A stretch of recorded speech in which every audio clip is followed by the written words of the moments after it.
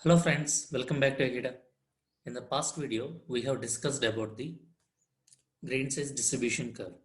In the present video, we will discuss about the density index.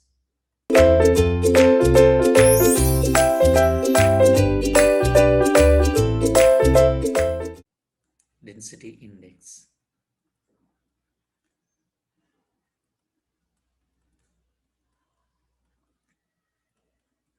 So what can we understand by listening this term density index? That means indirectly we are representing the density of a soil.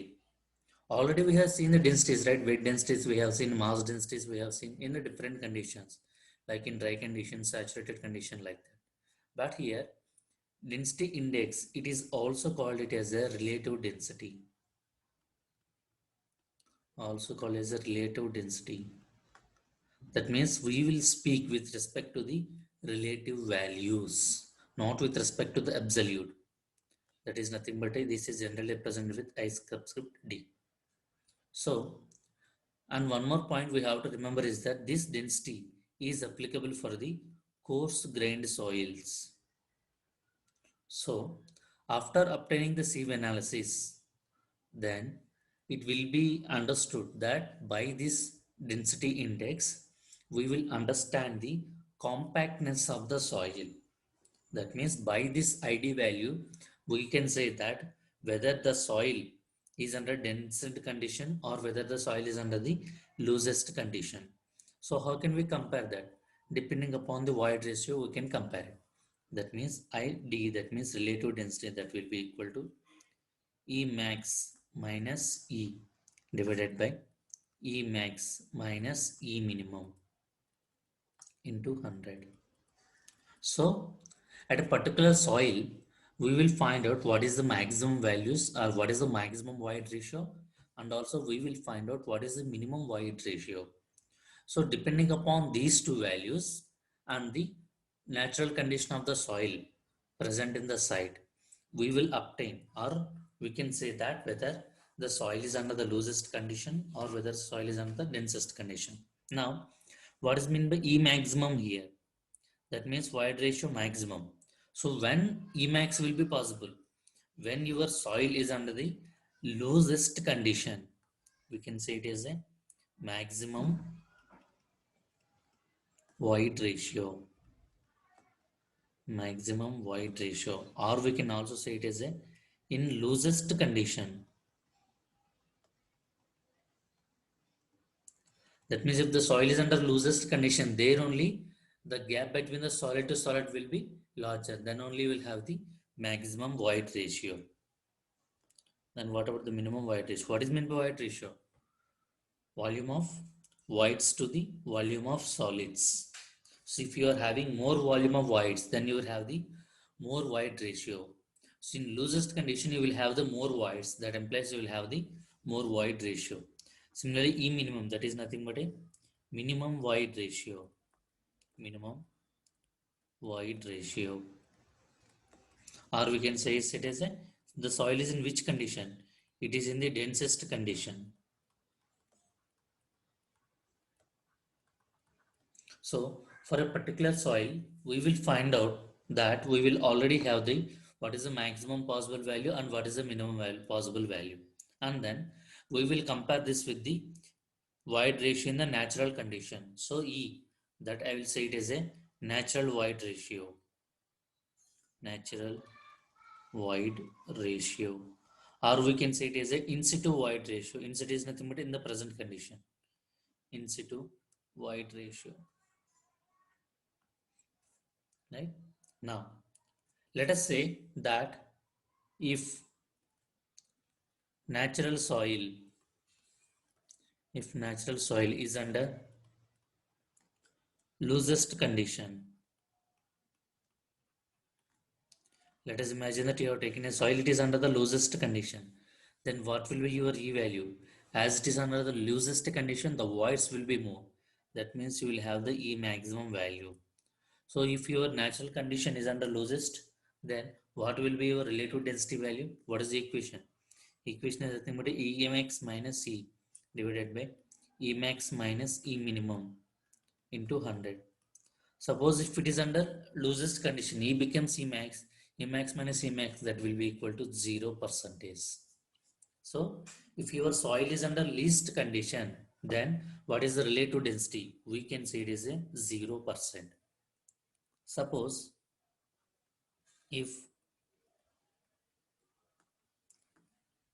natural soil is under densest condition. What is meant by densest condition? They are packed very closely together. That means you will have the minimum void ratio in the natural condition. If E equal to E minimum, then what will be ID value? In the place of E, if you substitute E minimum, E max minus E minimum by E max minus E minimum 1. That means how much you are getting? 100%. That means what can we understand? That means if you are getting 100% means we can say that it is under densest condition. If you are getting 0% means it is under lowest condition.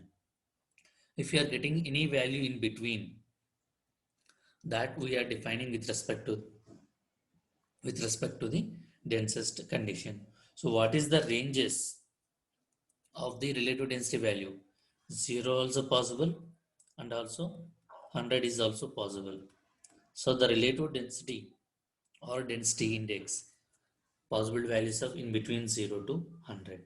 Okay. Suppose let us say that in exam they have given you which of the following is thoroughly compacted soil. Which of the following is thoroughly compacted soil?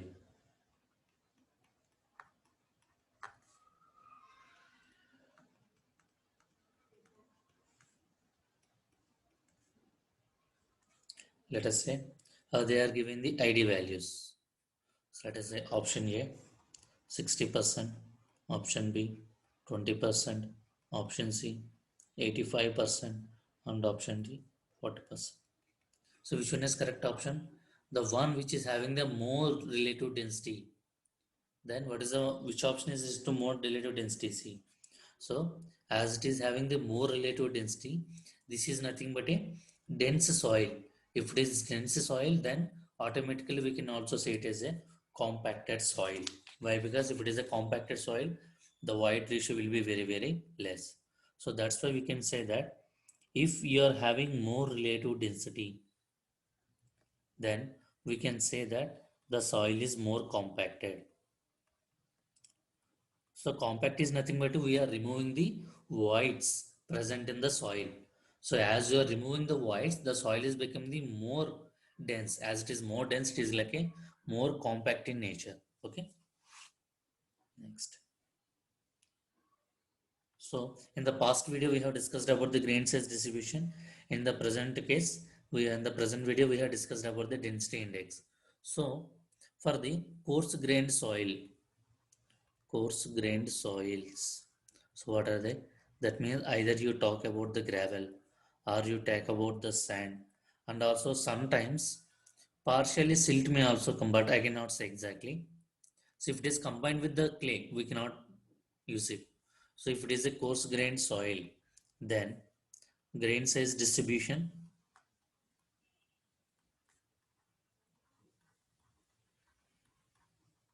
and also density index. These two properties will be useful for the understanding behavior of a soil. Suppose, or we can say it as a cohesionless soil. Instead of writing the coarse grained soil, I can also say it as a cohesionless soil. So certainly, suppose if you are talking about the cohesive soils, what is a cohesive soil? Uh, Adhesive properties will also be there. Adhesive nature will also be there.